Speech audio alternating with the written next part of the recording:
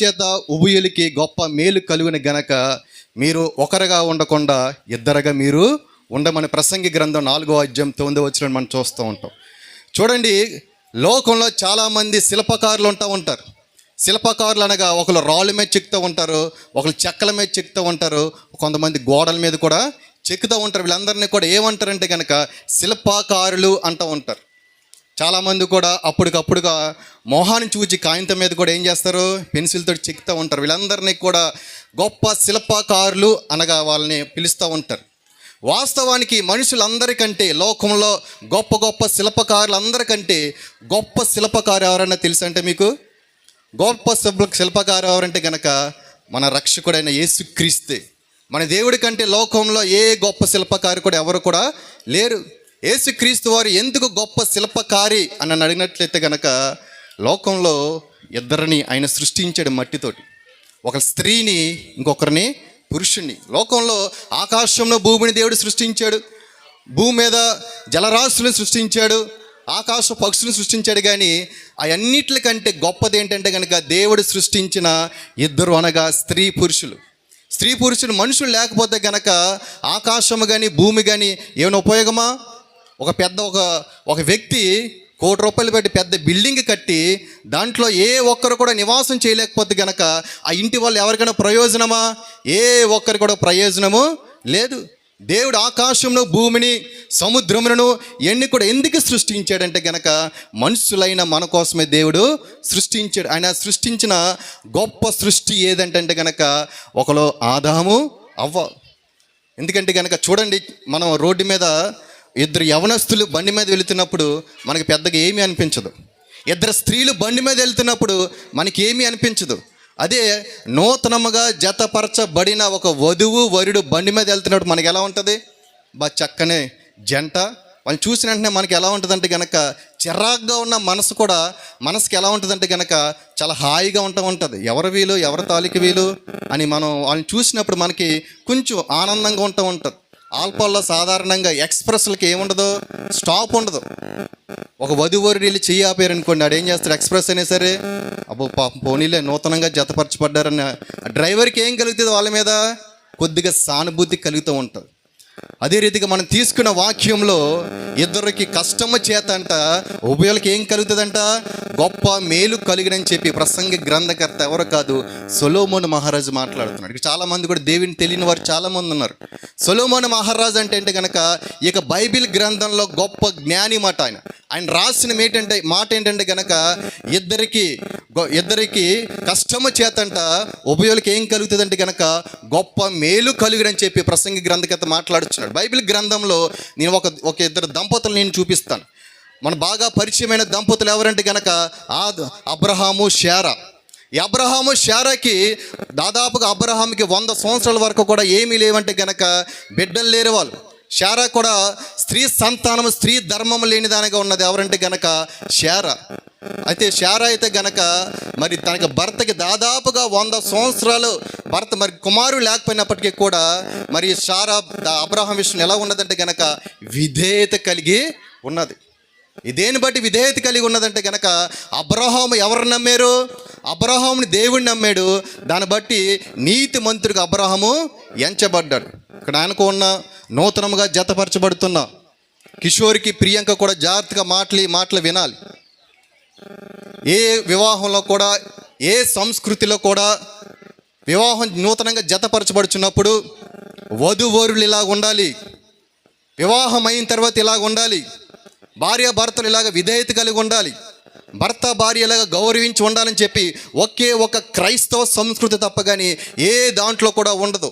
పరిశుద్ధంగా ఉండాలి, పవిత్రంగా ఉండాలి, యథార్థంగా ఉండాలి, దేవునికి విధేయత కలిగి ఉండాలనేది ఎక్కడ చెప్తారంటే కనుక కేవలము క్రైస్తవ వివాహ సంస్కృతిని తప్ప కానీ ఎక్కడ కూడా చెప్పబోరు కూడా.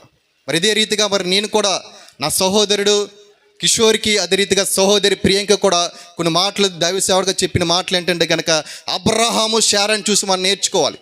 అబ్రహాము దాదాపుగా 100 సంవత్సరాలు కుమారుడు లేనప్పుడు శారా ఏం చేసిందంటే గనక అబ్రహాం పట్ల విధేయత కలిగి ఉన్నది. ఏంటి విధేయత అంటే గనక అబ్రహాం ఎవరు నమ్మాడంటే గనక దేవుడిని నమ్మాడని చెప్పి శారా అంతా కూడా ఎవరికి విధేయత కలిగి ఉన్నదంటే గనక అబ్రహాం విధేయత కలిగి ఉన్నది. ఇందాక కూడా చక్కగా వాక్యాన్ని కంఠస్థ వాక్యాన్ని చక్కగా మన సహోదరులు కూడా చదివారు.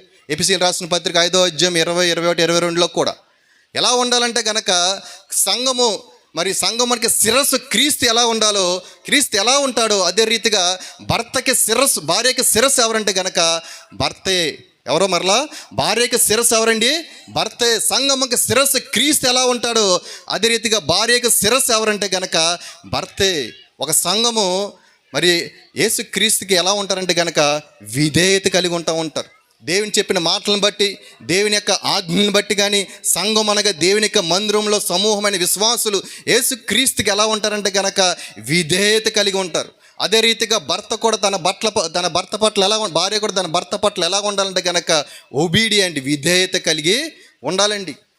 నాకు తీసుకున్న వాక్యం చాలా శ్రేష్టమైన మాట. ఇద్దరు కష్టము చేత ఉభయులకు ఏం కలుగుతుందంట? గొప్ప మేలు కలుగుతుందంట. ఒక రైతు అంట తనకున్న 5 ఎకరాలు సాగు చేసుకుంటుండగా, ఎవరి మీద నేను ఆధారపడను, నేను నా కష్టము నా ఫలము నేనే తింటాను, నేనే దాన్ని సాగు చేస్తానని చెప్పంట 5 ఎకరాలకు, నా మాటలు జాగ్రత్తగా వినండి, తనకి రైతు యొక్క 5 ఎకరాలు కూడా తనే సాగు చేసుకున్నాడంట. సాగు చేసుకుంటే ఒక్కో ఎకరానికి 10 బస్తాలు వచ్చాయంట ఫలం వచ్చి. అలాగా 5 ఎకరాలకి ఎన్ని బస్తాలు? 50 బస్తాలు వచ్చిన తర్వాత మరి ఆ యొక్క బస్తాలన్నీ కూడా సొమ్ము అవ్వాలంటే కనుక ఏమవ్వాలి? ఒకటి కొనాలి. మరి వీడేమో ఎవరి మీద ఆధారపడ్డు? ఏ మనుషుల మీద కూడా ఈ వ్యక్తి ఆధారపడ్డు. అందుకని వీడికి ఏం కావాలి? బిజినెస్ పార్ట్నర్ ఉండాలి, వ్యాపారం యొక్క సహకారం ఉండాలి. అప్పుడే వీడు ఏదైతే సాగు చేశాడో ఈ 50 బస్తాలు కూడా ఏమవుతాయి అంటే గనక సొమ్ము అవుతూ ఉంటాయి. అదే రీతిగా వివాహంలో కూడా, వివాహ బంధంలో కూడా వధూవరులను ఏమంటారంటే గనక లైఫ్ పార్ట్నర్స్ అంటూ ఉంటారు. లైఫ్ పార్ట్నర్స్ అనగా వివాహ సహచరులు, వీళ్ళిద్దరూ కూడా లైఫ్ పార్ట్నర్స్. ఇదే రీతిగా అబ్రహాము కూడా దాదాపుగా 100 సంవత్సరాలు కుమారులు లేనప్పుడు మరి భార్య అయిన శారా ఏం చేసిందంటే గనక అబ్రహాం పట్ల ఆమె ఏం కలిగిందంటే గనక విధేయత ఆమెకే కలిగి ఉన్నది. కష్టము అనగా ఏంటంటే గనక సహకారము, ఒకరి పట్ల ఒకలా సహచారము. అబ్రహాముకి శారాయికి ఏమున్నది? ఒకరి పట్ల ఒకరు సహకారం ఉండడాన్ని బట్టి శారాయి కూడా అబ్రహాం విషయంలో ప్రార్థన చేయడాన్ని బట్టి దేవుడు వీళ్ళిద్దరినీ కూడా ఆశీర్వదించి వాగ్దానం నెరవేరబడింది. తనకు 100 సంవత్సరాలు వచ్చినప్పుడు ఏంటి ఆ వాగ్దానం అంటే గనక శారాయిని అబ్రహాం దేవుడు ఆశీర్వదించి ఏమి ఇచ్చాడంటే గనక కుమారుడు ఇచ్చాడు. ఈ రీతిగా వాళ్ళిద్దరూ ఎలా ఉన్నారంటే గనక సహచరులుగా ఉన్నారు. శారా కూడా అబ్రహాం పట్ల ఎలా ఉన్నదంటే గనక విధేయత కలిగి ఉన్నది. మరి నూతనముగా వివాహ జీవితంలోకి అడుగు పెడుతున్న ప్రియాంక కూడా తన భర్త పట్ల ఎలా ఉండాలంటే గనక అన్ని విషయంలో కూడా ఎలా ఉండాలంటే గనక విధేయత కలిగి ఉండాలి. రెండవదిగా దేవుడు అబ్రహాముకి ఇస్సాకుకి ఇవ్వగా మరి దేవుడు అబ్రహాంని ఏమని పరీక్షించాడంటే గనక కొండ మీదకి తీసుకెళ్ళి నీకు కుమారుడిగా ఇచ్చిన ఇస్సాకుని దేవుడు ఏం చెప్పాడు? బలిగా ఇవ్వమన్నాడు. బలిగా ఉన్నప్పుడు అబ్రహాం ఏం చేశాడంటే గనక ఒక చేత్తో నిప్పు, ఒక చేత్తో కత్తిని తీసుకుని 2 దాసుల్ని తీసుకుని ఇస్సాకుని తీసుకెళ్తున్నాడు. ఎక్కడికి? బలి ఇవ్వటానికి. అప్పుడు శారా చూసింది. శారా ఒక్క మాట కూడా మాట్లాడలా. ఏమయ్యా ఎక్కడ తీసుకెళ్తున్నావు నా కుమారుడిని? లేక పట్టుకెళ్తున్నావు, బలిస్తానికి తీసుకెళ్తాను అంటున్నావు. దూడేది, మేకేది, గొర్రెది ఏమీ లేదు, ఎక్కడ తీసుకెళ్తున్నావు అని కూడా ఒక్క మాట కూడా శారా అబ్రహాంని అడగలేదు. నా పినిమిటి ఏది చేసినప్పటికీ కూడా మేలే చేస్తాడు, నా భర్త ఏది చేసినప్పటికీ కూడా కుటుంబానికి ప్రయోజనకరమైనది చేస్తాడని చెప్పి శారా అబ్రహాం పట్ల ఏం చూపించిందంటే కనుక విధేయత చూపించింది. అబ్రహాము కూడా శారా పట్ల ఏం చూపించాడంటే గనక ప్రేమ ఆయన చూపించాడు. ఎలా చూపించాడంటే గనక తన యొక్క భార్య, తన యొక్క శారా పట్ల అబ్రహాం ఎలాగ ప్రేమ చూపించాడంటే గనక దేవుడికి ఇష్టమైనది నేను అర్పించినప్పుడు అది ఆటోమేటిక్గా ఎలాగైనా సరే శారాకి ఇష్టమవుతుందని చెప్పి ఈ రీతిగా అబ్రహాము శారా పట్ల ఏం చూపించాడంటే గనక ప్రేమ చూపించాడు. కొరింథీ రాసిన పత్రికలు, ఎఫెసీ రాసిన పత్రికలు మనం చూసాం కదా. క్రీస్తు అంట సంఘాన్ని ఎలా ప్రేమిస్తున్నాడంట? కలంకమైనను ముడతైనను లేకున్నట్లుగంట పవిత్రంగాను పరిశుద్ధంగా ఉండాలని చెప్పంట. సంఘం ఎలా ఉండాలని కోరుకుంటున్నాడు దేవుడు? వాక్యము చేత ఉదక స్నానం చేయబడాలని చెప్పి దేవుడు కోరుకుంటున్నాడు. ప్రతి సంఘం కూడా కేవలం కోట్లంకలో ఉన్న సంఘమే కాదు, విశ్వవ్యాప్తంగా సార్వత్రిక సంఘాలన్నీ కూడా దేవుని దృష్టిలో పరిశుద్ధంగా పవిత్రంగా ఉండాలని చెప్పి దేవుడు ఎలా కోరుకుంటున్నాడంటే కనుక ప్రతి దినము కూడా వాక్యము చేత ఉదక స్నానం చేయబడాలని చెప్పి దేవుడు ఏం చేస్తున్నాడు? కోరుకుంటున్నాడు, ప్రేమిస్తున్నాడు. మనం కూడా మరి భార్య కూడా భర్త కూడా తన భార్య పట్ల ప్రేమించాలి. నువ్వు కూడా ఎలా ఉండాలంటే కనుక నీ భార్యని ప్రేమించేదానిగా నువ్వు ఉండాలి. ప్రతి విషయంలో కూడా ప్రేమించేదానిగా నువ్వు ఉండాలి. చాలా వివాహాల్లో కూడా దైవ సేవకులు చెప్పిన మాట ఏంటంటే కనుక నూతనంగా జతపరిచిన తర్వాత పెళ్లి కుమారుడు ఏం చేస్తాడంట? మైసూరు వెళ్ళి అంటే మైసూరు పాకులు పట్టుకొస్తాడు, మైసూరు వెళ్ళి మైసూరు బజ్జీలు పట్టుకొస్తాడంట. 2-3 సంవత్సరాలు అయిపోయిన తర్వాత మైసూరు బజ్జీ అంటే 20 రూపాయలు ఇచ్చి నువ్వేలు కొనుక్కొని అంటాడంట. అలా కాకుండా మనం వయసు వచ్చిన తర్వాత స్త్రీ తన యొక్క హార్మోన్స్ ప్రాబ్లంను బట్టి కానీ, శరీరరీత్యా ప్రాబ్లమ్స్ బట్టి కానీ, మునుపు ఉన్న శరీరం యొక్క బిగువు తర్వాత సంవత్సరాలు అయిన తర్వాత భార్యకు ఉంటుందా? ఉండదు. పిల్లల కన్నా తర్వాత స్త్రీ యొక్క బిగువు ఉండదు. శరీర యొక్క రూపులు మారిపోతూ ఉంటాయి. తల్లి అయిన తర్వాత రూపులు మారిపోతూ ఉంటాయి. అయినప్పటికీ కూడా భర్త అయిన నువ్వు ఎలా ఉండాలంటే కనుక మొదటి ప్రేమ నీకు ఎలా ఉన్నదో చివరి ప్రేమ కూడా నువ్వు అలాగ ఉండాలి. క్రీస్తు కూడా సంఘాన్ని అలాగే ప్రేమిస్తున్నాడు.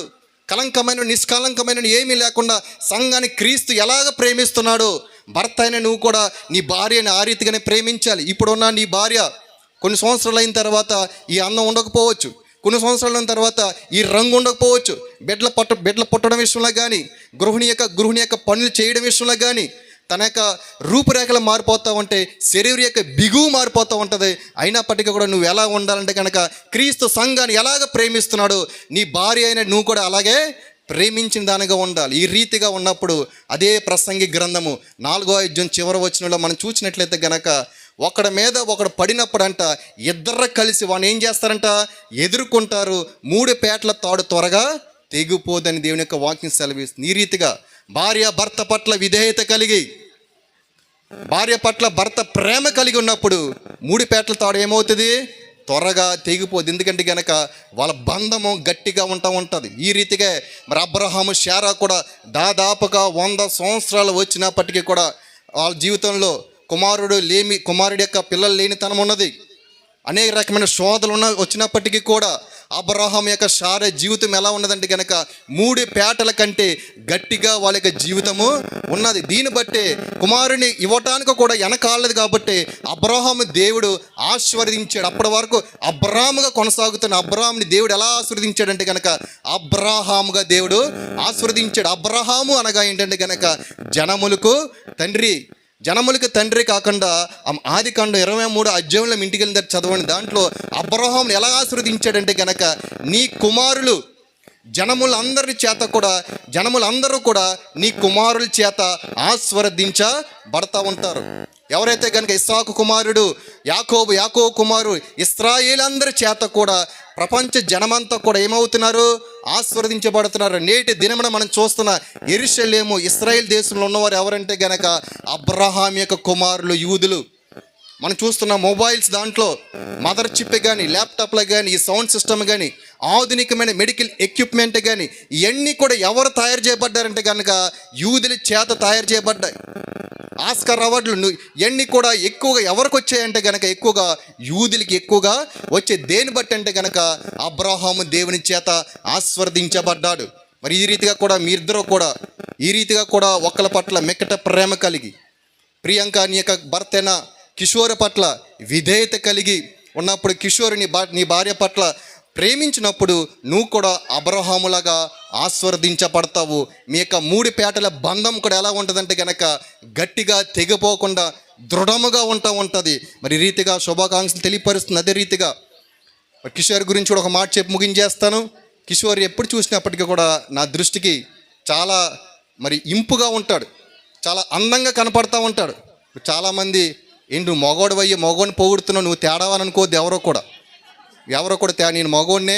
ఎందుకంటే కనుక నా సహోదరుని చూసినప్పుడు నాకు చాలా చాలా అందంగా ఉంటాడు కిషోర్. నేను ఒక్కోసారి కిషోర్ పేరు తెలియక మన జయపాల్ గారితో అనిల్ తోటి పొడుగ్గా హైట్గా ఎర్రగా ఉంటాడు కదా కుర్రోడు, ఆ కుర్రోడు వచ్చాడని అడుగుతూ ఉంటాను అప్పుడప్పుడు ఫోన్లో. తర్వాత పేరు తెలుసుకున్నాను, ఆయన పేరు ఏంటి? కిషోర్ అని చెప్పి. దైవ సేవకుల యొక్క మాటకు లోబడి కూడా ఆయన ఏం తీసుకున్నాడంటే కనుక బాప్తీసం తీసుకున్నాడు. మరి ప్రియాంక మరి విజయ కుమారి గారి వాళ్ళ భర్త గారి గృహంలోకి రావటము చాలా సంతోషకరము. కేవలము వాళ్ళ యొక్క ఆస్తుపాస్తులు వాళ్ళ ఇల్లే కాదు, వాళ్ళ ద్వారా ప్రియాంకకి ఏం వచ్చిందంటే గనక గొప్ప రక్షణ ఆ బిడ్డకే వచ్చింది. అనేక మందికి, చాలామందికి రక్షణ ఉండదు. ఈ గృహంలోకి రావటం వల్ల ఆ బిడ్డకి ఏం కలిగిందంటే గనక గొప్ప రక్షణ వచ్చింది. రూతు కూడా బోయాజు యెరూషలేం ప్రాంతానికి వచ్చినప్పుడు బోయాజు చెప్పిన మాట ఏంటంటే గనక, నువ్వు సురక్షితంగా యెహోవా రెక్కల కింద రావటానికి నువ్వు వచ్చి ఉన్నావని చెప్పి బోయాజు కూడా మాట్లాడుతున్నాడు. మరి ఈ రీతిగా దైవ సేవకుడిని చెప్పిన మాట ఏంటంటే గనక, నువ్వు కూడా సురక్షితంగా యెహోవా రెక్కల క్రింద ఉండటానికి నువ్వు ఈ గృహానికి వచ్చి ఉన్నావు. నువ్వు ఇంకా రాబో రోజుల్లో కూడా ఓ దైవ సేవకుడుగా నీకు వాక్యము బోధిస్తాము. నువ్వు కూడా చక్కగా వాక్యానుసారంగా మంచి రక్షణ నువ్వు కూడా పొందుకుని దేవుని ఆశీర్వాదం నువ్వు కూడా పొందుకుంటూ ఉంటావు. ఈ రీతిగా వీరిద్దరూ కూడా, మరి కిషోర్ కూడా ప్రియాంక కూడా మరి ఈ రీతిగా ఆశీర్వదించబడాలని, అబ్రహాం శారా ఎలాగ ఆశీర్వదించబడాలని, వాళ్ళ యొక్క 3 పేటల తాడు ఎలాగ దృఢంగా ఉన్నదని, ఈ రీతిగా వీళ్ళు కూడా ఆశీర్వదించబడాలని ఇంత చిన్న మాటలు ముగిస్తున్నాను. ఈ అవకాశం ఇచ్చిన దైవ సేవకులకి మీకు అందరికీ కూడా వందనాలు తెలియపరుచుకుంటున్నాను.